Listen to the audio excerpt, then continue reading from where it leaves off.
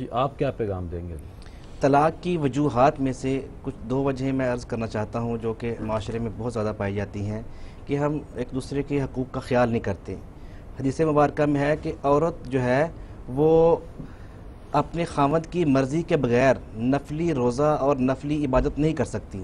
اگر خاوند اجازت نہیں دے گا تو وہ نفلی روزہ بھی نہیں رکھ سکتی۔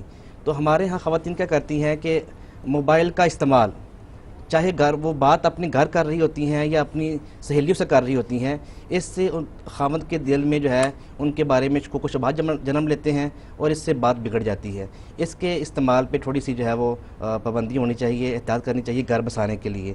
اور دوسرے ہمارے ہاں یہ جو ملکی اور غیر ملکی ڈرامے ہیں، ان کے جو موضوعات ہیں یہ موسٹلی ہیں ہی ایسے جو گھر میں سیاسی ڈرامے یا کون سے ڈرامے؟ نہیں، ملکی اور غیر ملکی ہمارے جو میڈیا میں ڈرامے چلتے ہیں، ڈرامہ سیریل چلتے ہیں، وہ ان میں جو ڈراموں کے موضوعات ہیں وہی گھر میں بگاڑ کا سبب بنتے ہیں۔ بے شک، ٹھیک ہے، تو ان کے موضوعات پہ مانیٹرنگ ہونی چاہیے کہ وہ گھر بسانے کا سبب بنے، نہ کہ بگاڑنے کا سبب بنے۔ ڈاکٹر صاحب